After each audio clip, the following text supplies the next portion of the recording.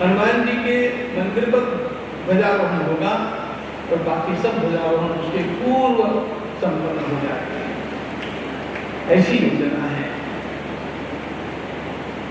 और वहां से मुझे यहाँ पर आना ही था। हमारे श्रद्धेय श्री मुरलीधर जी महाराज प्रायः तो सही बोलते हैं, लेकिन आज एक गलत बात भी बोल दी है कि उनके अनुरोध पर मैं यहाँ पर आया हूँ। महाराज, मैं आपके आने से पहले ही आपके भक्तों को कह चुका था कि मैं तो आने वाला हूँ।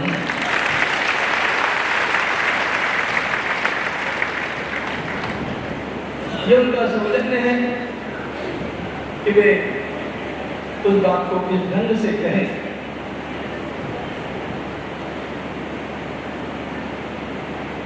केवट का प्रसंग चला है।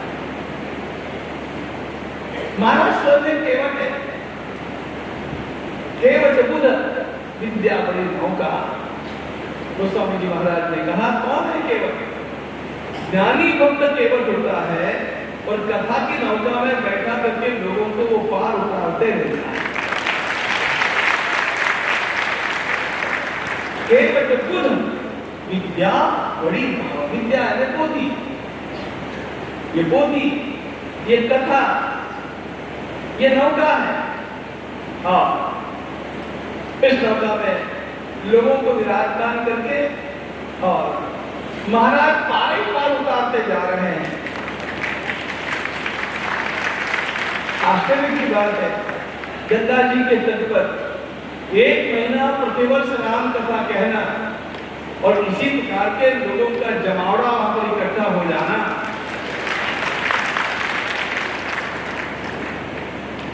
यही भारत का आनंद है। और यह आनंद केवल भारत में है।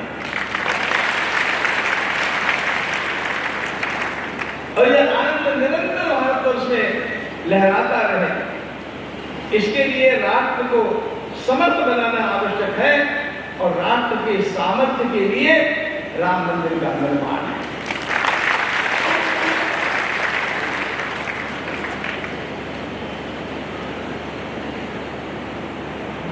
ये केवल राम का, भगवान श्री राम का सामान्य मंदिर नहीं। मंदिर तो अनेक स्थानों पर। ये वो मंदिर है जिस मंदिर के निर्माण में 500 वर्ष लगे और 3 लाख से अधिक लोगों ने अपना प्राणार्पण करके इस मंदिर को निर्माण किया। तो जब हम मंदिर की सीढ़ियां चढ़ते हैं उस समय मुझे तो सारे हमारे संत महंत कार सेवकों की याद आती है जिन्होंने किसी बात का विचार न किया, किसी प्रकार का विचार न करते हुए भगवान की भक्ति में लीन रहना और उसके लिए संपूर्ण सब कुछ न्यौछावर कर देना, यह कार सेवकों से जैसे सीखेंगे वैसे केवट से भी सीखना है। सुनी केवट के बैन प्रेम लपेटे अटपटे निह से करुणा है। केवट असाधारण व्यक्तित्व है मानस का, असाधारण।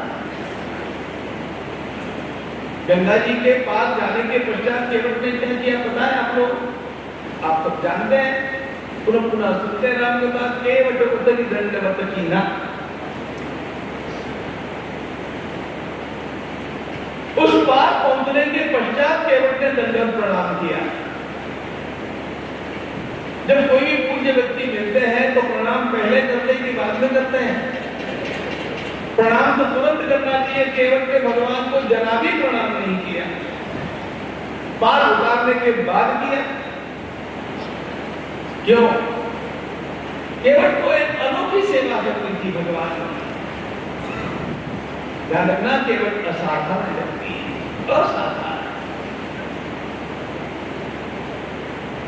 कितनी अटपटी बातें केवट ने की, आप लोगों ने सब सुना है। मांगी नाव ने केवट आना, कहे तुम्हारे मर्म में जाना। अरे भगवान का मर्म मैंने जाना, यह कहने की हिम्मत वेदों की नहीं और ऋषियों की भी नहीं। और वो केवट के दाई भी कहा तुम तुम्हार मरम मैं जाना। अब ये सब अटपटी बातें करते हुए उसने भगवान को न चाहते हुए भी ये कहने के लिए बाध्य किया, सोई गुरु जी तो नाम में जाए भेजे जो करना है केवट नामो। सोई गुरु क्या है? अपने मुख से बोलो कि पानी रा भयार भारत धो,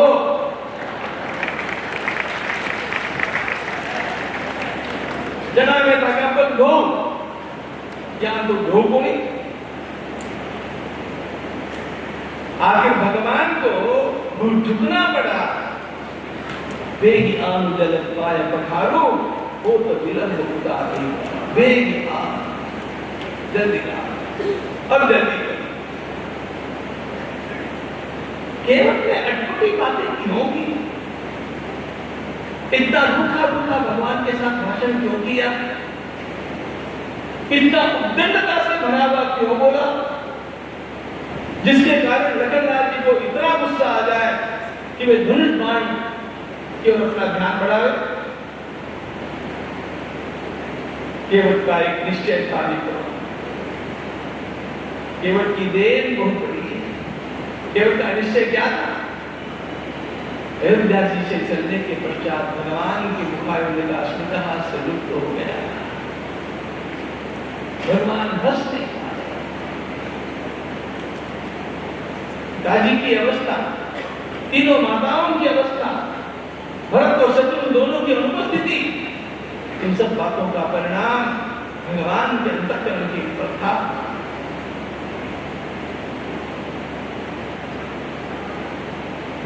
निरंतर प्रसन्न रहने वाले प्रभु की प्रसन्नता लुप्त हो गई। भगवान आनंद स्वरूप है। आनंद स्वरूप से ही आनंद विरोहित हो जाए तो आनंद कहां से ला देंगे? बोलो। अरे सब्जी में लून कम हो जाता है, नमक, तो हम नमक डाल करके सब्जी को पुनः स्वादिष्ट बनाते हैं। अब ये बताइए, नमक अलूना हो जाए तो क्या डालेंगे? खीर फीकी लग रही है तो उसमें चीनी डालेंगे, चीनी फीकी हो गई तो कहां से क्या डालेंगे? सच्चिदानंद भगवान वे स्वयं आनंद को खो बैठे। केवट ने एक निश्चय किया कि चाहे सो हो जाए, मुझे उल्टा पुल्टा बोलना पड़े, चाहे इसके कारण लखनलाल जी को गुस्सा आ जाए, चाहे संसार मेरी निंदा करे, लेकिन एक बार मैं अपने प्रभु को खिलखिला करके हंसा करके रहूंगा।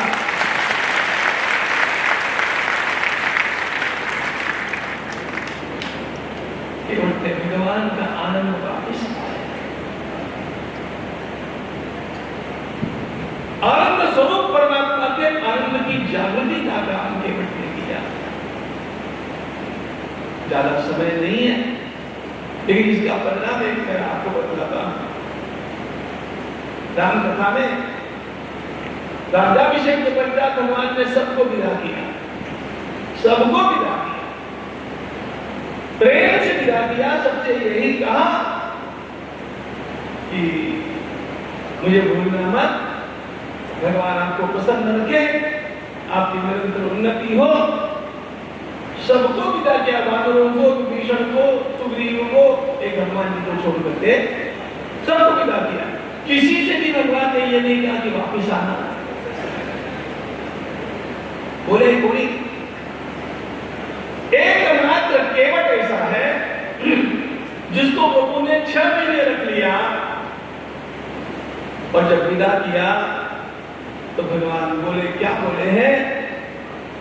प्रभु ने कहा, तुम मम प्रिय भरत सम भ्राता, तुम मम प्रिय भरत सम भ्राता, सदा रहो पुर आवत जाता। बार बार आते जाते रह जाओ, बार बार आते जाते, एक बार भी नहीं कहा आवत जाता। मनुष्य उसको पुनः पुनः बुलाना चाहता है जो आनंद देता है, उसको पुनः पुनः बुलाना चाहता है जिससे मिलकर के सुख की अनुभूति होती है, जिससे मिलकर के उल्लास प्राप्त होता है। भगवान सभी को आनंद देते हैं।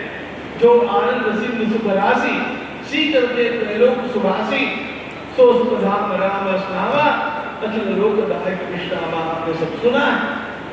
सारे संसार का आनंद जिस आनंद के सिंधु का एक बिंदु है उस आनंद का नाम राम है। उन भगवान श्री राम का आनंद जब अंतर्धान हो गया उस अंतर्धान हुए आनंद को जागृत करने का काम केवट ने किया। इतनी बड़ी केवट की सेवा। ये सारे केवट संसार को आनंद देने के लिए आते हैं। इतना आनंद है कथा में। कथा भी एक चमत्कार है। 3 घंटा बिना बात किए ये माताओं का यहाँ पर बैठे रहना ये तो विश्व का सबसे बड़ा चमत्कार है।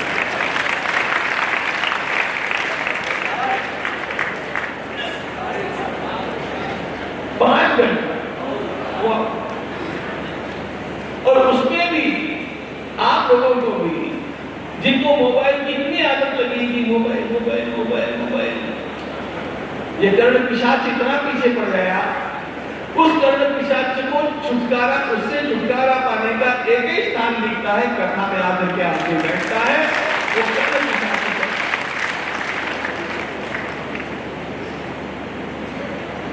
और मुझे आनंद इस बात का है कि थोड़े समय के लिए क्यों न आप लोगों का दर्शन मैं कर सका। भगवान श्री राम जी का दर्शन तो किया। सोच रहा था राम भक्तों का दर्शन कहां पर करूं तो राम भक्तों का दर्शन करने के लिए यहाँ पर आ गया। आप सभी के लिए खूब खूब आभार। जय जय